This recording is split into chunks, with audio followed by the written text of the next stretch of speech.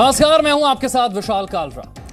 कांग्रेस के असंतुष्ट नेताओं के गुट G23 की आज जम्मू में एक बैठक हुई, जिसमें कई नेताओं ने गुलाम नबी आजाद के संसद से रिटायरमेंट के बाद पार्टी के रुख पर सवाल उठाया है। कांग्रेस पर सवाल उठा रहे हैं कांग्रेस के ही वरिष्ठ और दिग्गज नेता। कपिल सिब्बल ने कहा कि जो व्यक्ति इतने वर्षों तक इतने मंत्रालयों को संभाल चुका है, कांग्रेस उस व्यक्ति के अनुभव का इस्तेमाल क्यों नहीं कर पा रही है। ये बातें गुलाम नबी आजाद के लिए कही गई। आनंद शर्मा ने कहा, किसी को भी यह गलतफहमी नहीं होनी चाहिए कि गुलाम नबी आजाद रिटायर हो गए हैं। वो सिर्फ संसद से रिटायर हुए हैं, राजनीति से नहीं।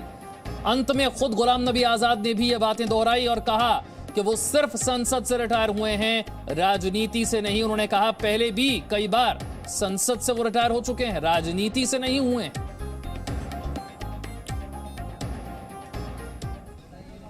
मैं पार्लियामेंट की राज्यसभा से रिटायर हुआ हूं, राजनीति से रिटायर नहीं हुआ हूं जैसे मेरे साथी हैं।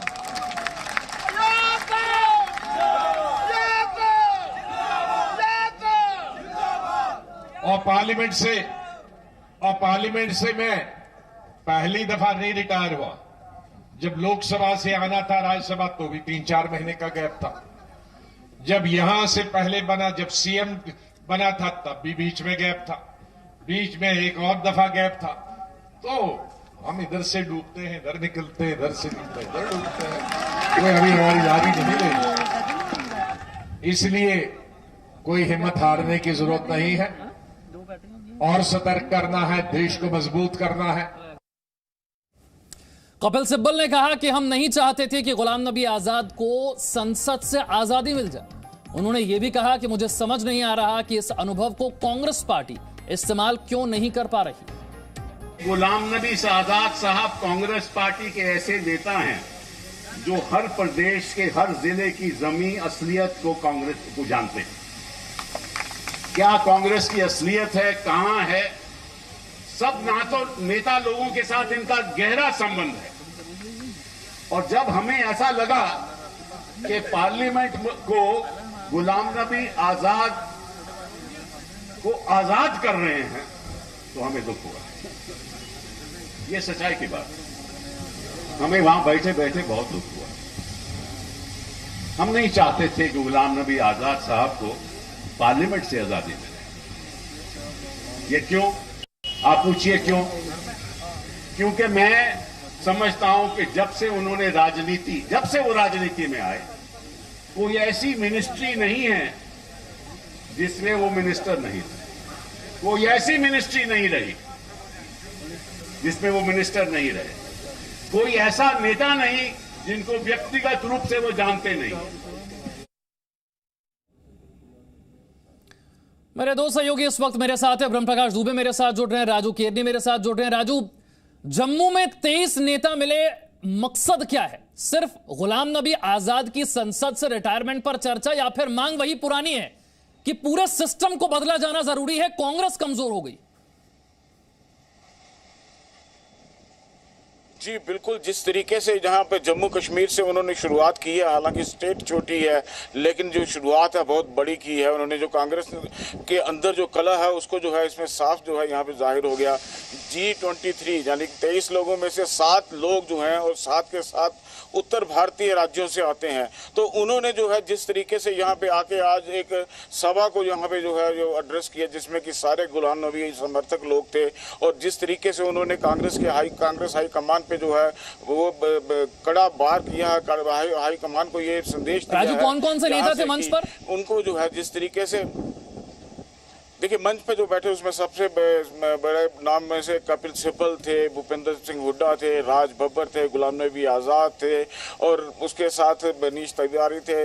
ये सारे लोग जो थे, क्योंकि कुल 7 नेता यहाँ पे जो है कल शाम से ही यहाँ पे जो है इकट्ठा होना शुरू हो गए थे। कल उन्होंने गुलाम नबी आज़ाद के घर पे मीटिंग की, आज गुलाम नबी आज़ाद उनके होटल में गए थे और उसके बाद यहाँ पे आए और एक रणनीति के तहत उन्होंने यहाँ पे से शुरुआत की है कि कांग्रेस का यहाँ से शुरुआत करें, क्योंकि राहुल गांधी का जो बयान था जिसमें उसने उत्तर भारत के नेताओं को, उत्तर भारत के वोटर्स को जिस तरीके से बांटने की कोशिश की थी, और अपने भाषणों में इन सभी ने जो है इस चीज को कंडेम किया है एक तरीके से राहुल गांधी के भाषण को, कि बांटने की जो है वो राजनीति नहीं होनी चाहिए, सभी को इकट्ठा लेके चलने की राजनीति होनी चाहिए। और गुलाम नबी आजाद ने तो महात्मा गांधी का जिक्र करते हुए कहा कि किसी जात पात या कहीं किसी भी जगह की जो है वो राजनीति नहीं करते रहे। उन्होंने इतने साल राजनीति करी, उसमें उनका दुख भी जो है वो भी दिखाई दे रहा था उनके भाषण में।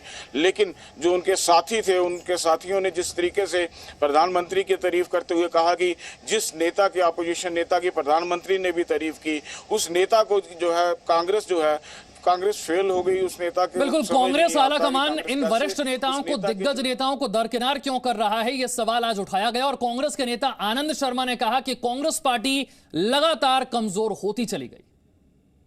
तो अगर हम लोग जो कांग्रेस पार्टी में है, महात्मा गांधी के साथ उनके विचार को सोचते हैं, मानते हैं, तो ठीक कहा कपिल जी ने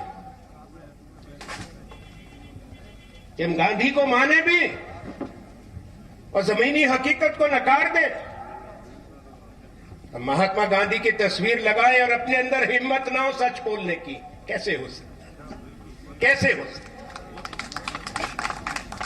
आज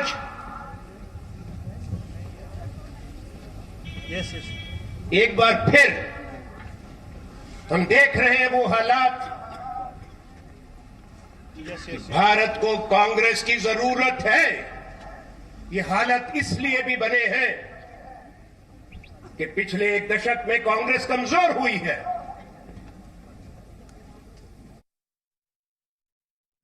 ब्रह्मप्रकाश मेरे एक और सहयोगी मेरे साथ जुड़ गए हैं। ब्रह्मप्रकाश, आनंद शर्मा तो साफ तौर पर कह रहे हैं कि पिछले एक दशक में कांग्रेस कमजोर हुई है, जिम्मेदार कौन है? बिल्कुल विशाल, और जो पार्टी के सीनियर नेताओं ने ये सवाल उठाए हैं, मैं आपको बता दूं कि कांग्रेस दफ्तर में अभी प्रेस कॉन्फ्रेंस होने जा रही है कुछ देर बाद। अभिषेक मनु सिंह भी जो कांग्रेस के प्रवक्ता हैं, वो पार्टी ने जो ये सवाल उठाए, पार्टी के जो सीनियर नेताओं ने सवाल उठाए हैं उन पर ऑफिशियल बयान देंगे, ये हमें जानकारी मिली है। कुछ देर में अभिषेक मनु सिंह भी प्रेस कॉन्फ्रेंस करने जा रहे हैं। सबसे महत्वपूर्ण बात यह है विशाल कि देखिए, जो लोग उस मंच पर हैं जम्मू में, उनमें हर नेता का 3 से 4 दशक का नाता रहा है, कांग्रेस का नाता रहा है। कांग्रेस पार्टी के सबसे सीनियर नेताओं में से एक हैं। आनंद शर्मा की बात कर लीजिए, गुलाम नबी आजाद की बात कर लीजिए, कपिल सिब्बल की बात कर लीजिए। तभी तो ब्रह्मप्रकाश ये बात और हैरान करती है कि जिनका 3-3, 4-4 दशक का अनुभव है, उन्हें भी पार्टी के भीतर बोलने के लिए क्या कोई फोरम, क्या कोई मंच नहीं मिल रहा, जो उन्हें लोगों के सामने आकर ये बातें कहनी पड़ रही।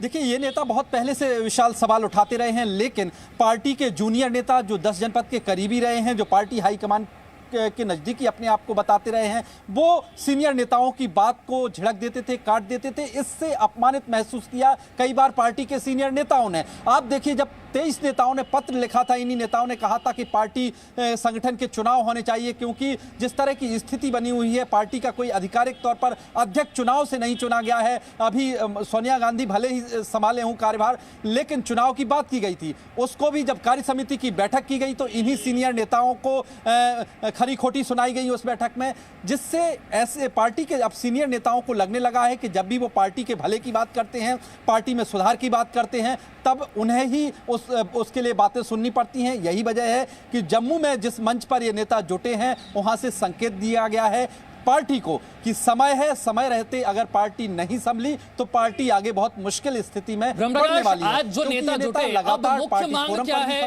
मकसद क्या है, क्या बदलाव चाहते हैं पार्टी में, कोई रोड मैप है क्या? देखिए,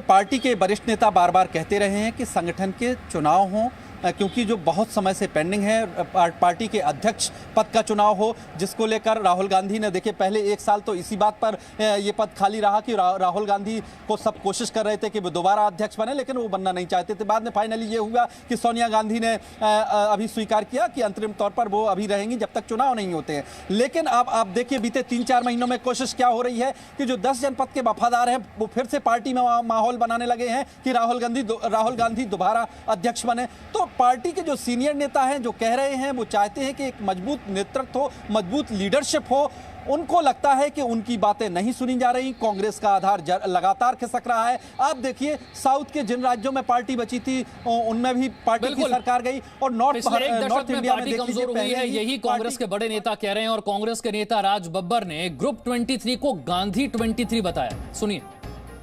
मैं लंबी बात नहीं कहूंगा, मेरे बहुत सारे सीनियर जन यहां बोलने वाले हैं, लेकिन मैं इतना कहना चाहूंगा, चकल्लस बहुत होने दीजिए।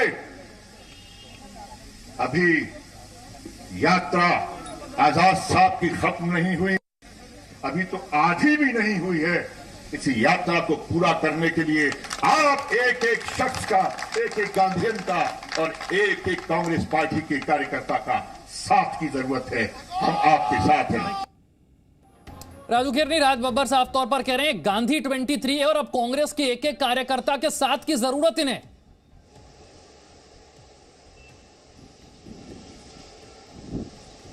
जी बिल्कुल, जिस तरीके से अब आज यहाँ पे ये सम्मेलन हुआ, ये जो पार्टी का जो है ये जो एक शांति सम्मेलन जो हुआ है, और जिस तरीके से महात्मा गांधी को इस सम्मेलन में जो है उनके ग्लोबल गांधी फैमिली जो है उसको जो है यहाँ से उस प्लेटफॉर्म को यूज किया गया है। और इसमें साफ से जाहिर है कि पार्टी जो है, कांग्रेस के नेता जो है वो चाहते हैं कि ये पार्टी की कला जो है अगर ये खत्म होती है, पार्टी में अगर संगठनात्मक चुनाव होते हैं तो पार्टी तभी उससे जो है कांग्रेस मजबूत हो पाएगी। नहीं तो कांग्रेस जो है जिस तरीके से कांग्रेस में इस समय चल रहा है वो सारा चीज सही नहीं है। और कांग्रेस जो है, हालांकि सामने तौर पर उन्होंने कांग्रेस को मजबूत करने की बात कही है, लेकिन सीधे सीधे तौर पर उन्होंने कहा कि अगर नेताओं की इसी तरह से जो है उनको अगर इग्नोर किया जाएगा, साइडलाइन किया जाता रहेगा, तो कांग्रेस जो है आहिस्ता आहिस्ता अपने मार्ग से जो है भटकती जाएगी। तो उसके लिए जो है फिर जो है एक दूसरी आज़ादी की जो है वो लड़ाई लड़नी पड़ेगी